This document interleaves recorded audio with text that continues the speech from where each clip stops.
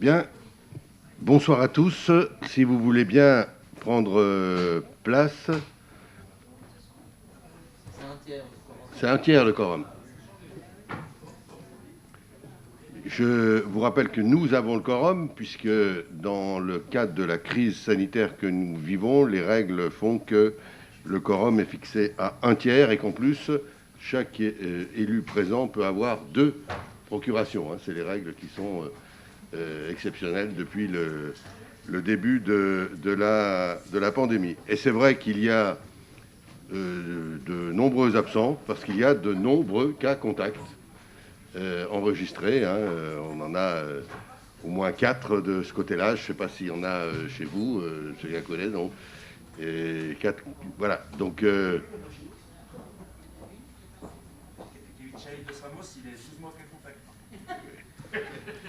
non, mais le problème là, c'est que c'est un cas, c'est pas un cas contact. On ne le comptait pas chez vous. On ne le comptait pas chez vous, hein. On ne le comptait pas chez vous. Je salue bien sûr tous les présents, et puis je salue toutes les personnes qui regardent en vision directe le déroulement de ce conseil. Je vous propose de passer tout de suite à l'ouverture de ce conseil. J'ai plusieurs procurations, je vous l'avais dit. Louisa Lounis pour Michel Boucher, Yves Fournier pour Diane Nkou, Amine Mehdi pour Sophie Villary, Inès Ayeb pour Dominique Lachenal, Robert Burniard pour Michel Boucher. Robert Burniard, il n'est pas qu'à contact, il nous représente au ESM3A, une réunion du syndicat. Sylvie Méline pour Dominique Lachenal, Sophie Fradet pour Nicolas Lebeau-Guillot, Christophe Borel pour Ramona Desmond, Gulsun Ersoy pour Pascal Sauge, Shadia Liman pour Ramona Desmond, Jonathan Laville pour Julien Beauchot, Aïcha Matougui pour Jamel Jadel, Leila Yezil pour Jamel Jadel et Nategia Dejean pour Pascal Meka. Voilà l'ensemble des procurations. Je vous propose de désigner un ou une secrétaire de séance qui veut bien assurer ce rôle. Dominique, merci. Dominique Lachenal, donc secrétaire de séance. Et d'approuver le PV de la séance du 18 novembre. Est-ce qu'il y a des remarques sur ce PV ? Pas de remarques particulières. On peut considérer qu'il est adopté à l'unanimité. Merci.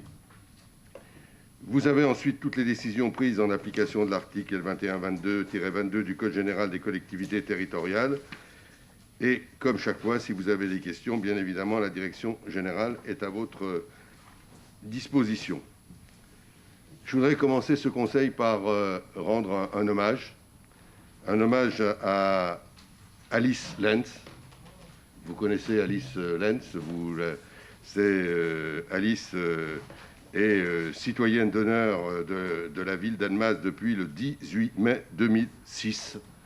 Citoyenne d'honneur, alors je rappelle rapidement son passage par notre ville dans une circonstance très, très difficile. Alice Lenz, d'abord, est décédée le 10 décembre dernier à Amnéville-les-Thermes, en Moselle. Alice était née le 7 mars 1928, toujours à Améville. Elle était lycéenne à Limoges et elle fait partie du convoi de l'œuvre de secours aux enfants, vous savez, OSE, la fameuse œuvre de secours aux enfants, qui était donc l'œuvre de secours des enfants juifs, bien évidemment. Ce convoi qui était mené par Marianne Cohn. Voilà. Et donc, ce convoi allait vers la Suisse le 31 mai 1944. Il sera, vous savez, arrêté à la frontière par les soldats nazis. Et le groupe de 32 enfants juifs est incarcéré à la prison du Pax, dont notre amie Alice Lenz. Et vous savez comment la suite s'est passée. L'intervention du maire de l'époque, Jean Defoe, qui a pu garantir la sécurité des enfants. malheureusement, il n'a pas garanti la sécurité de Marianne Cohn et on sait combien son martyr, comment s'est terminé sa vie par un martyr dans un bois à Ville-Lagrand. Elle est donc sauvée, Alice, comme les autres enfants. Elle épouse le 11 avril 1949 Jean-François Lenz. Et de cette union sont nés 5 enfants.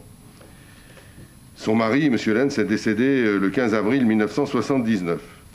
Et vous le savez, elle était avec un autre enfant rescapé, à qui on a rendu hommage il y a 2 ans, en 2019, c'était Sam Jacquet. Tous les deux sont faits citoyens d'honneur de la ville.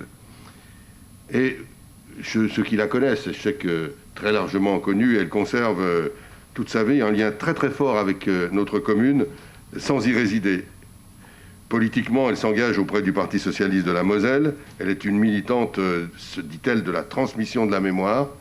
Et elle a participé chaque année aux manifestations patriotiques à Annemasse, témoignant notamment dans les collèges et les lycées. Après son arrestation en 1944, elle disait « Nous étions à Annemasse, c'est-à-dire nulle part », expliquait-elle à la presse. Puis, elle a ajouté « Mais si je n'avais pas d'enfant, je viendrais mourir ici à Annemasse ». Cet attachement à notre ville mérite d'être souligné et c'est non sans émotion que nous rendons hommage à Alice. La cérémonie civile a eu lieu le 15 décembre. Alice Lenz est inhumée au cimetière de Marly.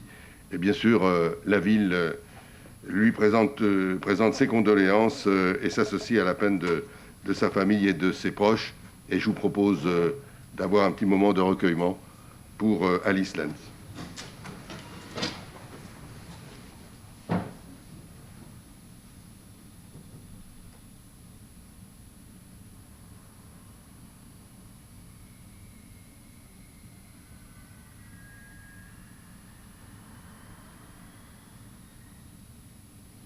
Je vous remercie.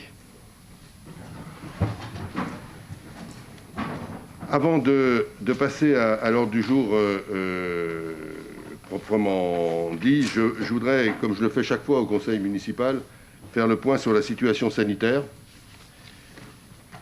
Situation sanitaire en parlant du centre de vaccination, puis aussi en parlant de la situation du Châle. Je présidais ce matin le conseil de surveillance du Châle, et bien évidemment, ce point était largement à l'ordre du jour. Le Châle, comme tous les hôpitaux d'Auvergne-Rhône-Alpes, est en plan blanc.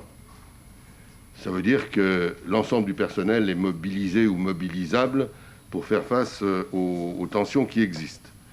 On sait que la difficulté aujourd'hui, c'est qu'il manque du personnel de manière structurelle, mais il manque aussi du personnel de manière conjoncturelle, liée au fait qu'il y a des gens fatigués ou des gens qui sont partis, qui ont changé de métier. Et c'est vrai que la situation est difficile. Elle est difficile d'autant plus qu'elle risque d'être encore plus difficile parce qu'avec le Covid, au cas Covid, vont s'ajouter ce qui se passe en hiver, c'est-à-dire toute la traumatologie qui est importante en hiver. Et là, il y a une vraie inquiétude, même si tout est bien organisé et que normalement, il y a une parfaite cohérence qui a été mise au point. Et je salue le travail qui a été fait entre les hôpitaux de Haute-Savoie et notamment dans le nord, entre l'hôpital du Léman, l'hôpital du Mont-Blanc, Léman à Thonon, Mont-Blanc à Sallanches, et bien sûr le Châle qui coordonne et qui devrait nous permettre de faire face à l'ensemble. Vous savez que la Haute-Savoie a un taux d'incidence extrêmement important, puisque le dernier chiffre donné ce matin était de 750. 750, on n'a jamais été aussi haut en taux d'incidence, mais il faut saluer la vaccination. Ce taux d'incidence n'entraîne qu'aujourd'hui 140 hospitalisations dans le département. S'il n'y avait pas la vaccination, c'est sans doute 5 à 6 fois plus de personnes qui seraient hospitalisées. Donc voilà, ceux qui se posent encore des questions sur le rôle de la vaccination, mais ils ont là la réponse. Et sur ces 140 hospitalisations dans le département, il y en a 40 au Châle, Et au CHAL, il y en a 6. Il y a 6 malades en réanimation. La capacité de réanimation d'accueil en réanimation au CHAL est entre 15 et 18 lits. Donc, vous voyez, il y a encore une marge. On ne souhaite pas qu'ils soient occupés, ces lits, mais il y a encore une marge. Et l'organisation est tout à fait au point. Dans le même temps, le point sur la vaccination, je voudrais souligner, mais on le fera demain parce qu'il y a une visite officielle avec le sous-préfet et des représentants de l'ARS du centre de vaccination de Martin Luther King. Mais le centre de vaccination de Martin Luther King est un des 3 centres qui, en Haute-Savoie, n'a jamais fermé. Le grand centre départemental dont on parle beaucoup, celui de La Roche, il a fermé. Il vient de rouvrir. Le nôtre n'a jamais fermé. Et il n'a jamais fermé parce que, d'abord, en termes d'organisation, aussi bien la ville que l'agglo ont mis les moyens. Et puis aussi, surtout, parce qu'il y a... je discutais avec le docteur Makeda qui coordonne la partie médicale. Et ce matin, il disait, moi, j'ai aujourd'hui la possibilité de mobiliser 200 personnes, 200 soignants capables, enfin en mesure de faire de la vaccination, ce qui est quand même important. Donc il y a une vraie solidarité aussi, là, des personnels soignants qui est à noter. Aujourd'hui, nous avons 4 lignes de vaccination qui fonctionnent, c'est-à-dire environ 250 à 300 personnes par jour. Et à partir de la semaine prochaine, nous allons ouvrir du lundi au samedi en continu. Là, il y avait un jour d'arrêt le jeudi, donc on ouvrira aussi le jeudi, de 9h à 13h et de 14h à 18h, avec une 5e ligne de vaccination, ce qui devrait nous permettre d'atteindre à peu près 400 vaccinations par jour, ce qui est important, hein, c'est un rythme important. Sachez aussi qu'à partir de la semaine prochaine, les rapports entre le Pfizer et le Moderna sont inversés. À partir de la semaine prochaine, il n'y aura que du Moderna pour les plus de 30 ans, Moderna pour les plus de 30 ans, et les moins de 30 ans seront vaccinés en Pfizer. Je ne rentre pas sur le rapport entre les deux vaccins, mais on sait qu'ils sont tous les deux très efficaces. Quant à la vaccination des enfants, elle ne se fait pas au centre, là, il faut bien le dire. C'est en hôpital, donc c'est au CHAL qu'il y a la vaccination des enfants entre 5 et 11 ans, des enfants qui sont en situation de fragilité toute particulière. Le centre de vaccination ne ferme pas pendant les vacances. Il sera même ouvert le 24 décembre et le 31 décembre. Il ne ferme que le jour de Noël et le 1er de l'an. Mais voilà, c'est un effort important qui est fait. Et je salue évidemment tous ceux qui permettent cette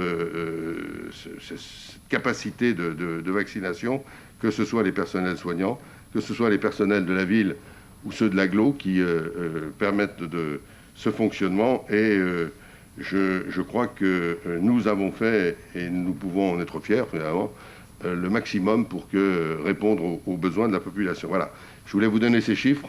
Ils sont importants, ça vous permet d'avoir un point sur la situation de la crise sanitaire dans notre région. Voilà, les questions diverses, je vous ai donné l'essentiel. Je vous propose de passer maintenant à l'ordre du jour, et en particulier en commençant par les rapports d'activité 2020 des délégataires de services publics municipaux qui sont présentés en conseil municipal après l'avoir été en commission consultative des services publics le 16 novembre dernier. Et c'est M. Boucher qui présidait cette commission qui fait le rapport